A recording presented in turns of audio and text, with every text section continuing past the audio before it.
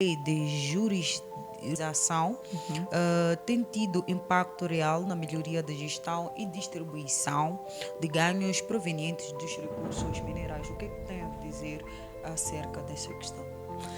Bom, acerca dessa questão, quando a lei da jurisdização é uma lei, na verdade, que ainda está em discussão desde 2021. É uma lei que particularmente garante, na verdade, a participação da mão de obra moçambicana na exploração dos recursos, assim como das pequenas e médias empresas. Embora a percentagem de participação das pequenas e médias empresas varia dos 10% a 20%, então estamos a assumir que boa parte, na verdade, são estrangeiros. Bom, tem tido um impacto limitado, isso devido à própria participação das empresas internas, assim como dos próprios moçambicanos. Então, quando há esta lei, não há muito o que se dizer, porque ainda é algo que está em discussão. Vamos ouvir do Flávio em plano aberto e voltamos dentro de instantes. Várias individualidades marcaram presença durante os 2 dias da Conferência Internacional, dentre elas académicos, políticos, entre outros.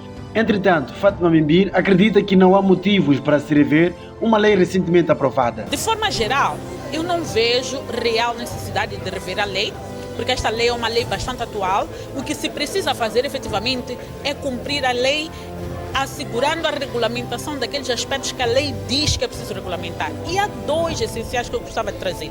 O primeiro tem a ver com os termos de justa indenização. Se nós vemos hoje a conflitualidade que há à volta das áreas mineiras, é por causa desta questão da justa indenização. As pessoas não sentem que foram justamente indenizadas. E a lei diz que o governo vai regulamentar. Nós, sociedade civil, fizemos em 2015 uma proposta de regulamento de justa indenização, submetemos ao governo e nunca foi considerado. Esta é a primeira, este é um gesto crítico, porque garante benefícios efetivos para as comunidades. A segunda é o enquadramento institucional robusto. Se o Estado não está a ter ganhos efetivos da exploração dos recursos, as receitas não são como gostaríamos que fossem, é porque o Estado não está a ter capacidade de monitorar esses projetos.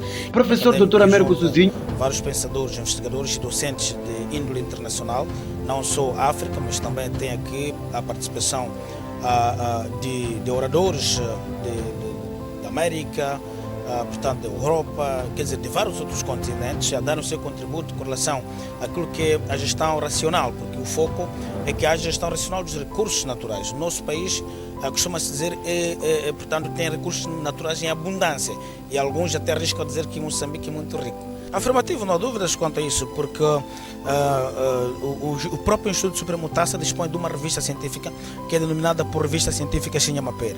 Isso significa as comunicações consideradas razoáveis, que têm contribuições fundamentais, obviamente serão notificados os autores, que é para ser compilado em conhecimento, nesse caso em artigo científico, mas também uma proposta que será, portanto, desenhada para influenciar as políticas públicas. Conforme sabe, daqui um dos oradores, nesse caso o primeiro do painel inicial, teria dito de que a proposta de lei sobre a mineração está, nesse caso, em revisão e ainda, felizmente, não está esgotada a revisão, então significa que podemos influenciar a própria política, nesse caso a legislação sobre a mineração, portanto a partir das contribuições que serão naturalmente discutidas aqui. O professor Gil Aníbal também acreditou que o que traz mudanças são as academias. Entretanto, na entrevista, manifestou o agrado pelo término do primeiro dia da conferência. Bem, eu penso que o balanço é muito positivo, positivo no sentido em que é uma instituição acadêmica credenciada e credível que discute assuntos sensíveis da economia do país. Porque falar de recursos naturais é falar da economia do país. É uma pergunta interessante. O que nós sabemos é que, como organizamos a legislação, não quer dizer que não conhecem ou não se conhecem os minerais existentes no Moçambique. Os minerais, quer sólidos, os próprios hidrocarbonetos, são conhecidos. Mas a engenharia de exploração é que limita a intervenção do Estado na diversificação naquilo que é a taxa tributária, ou seja, a carga tributária. exemplo, há quem pensa que não poderíamos vender areia pesada como está, devíamos decompor e vender as componentes existentes nessa areia pesada, como é o caso de ilmenite, zircão, que lá existe. Isso é pacífico e é válido, mas nós temos que ter a responsabilidade e capacidade de instalação de indústria que possa vir fazer esse tipo de trabalho para evitarmos que exportemos nossos recursos em bruto. Moçambique, apesar de tantos recursos que tem, continua sendo o segundo país mais pobre.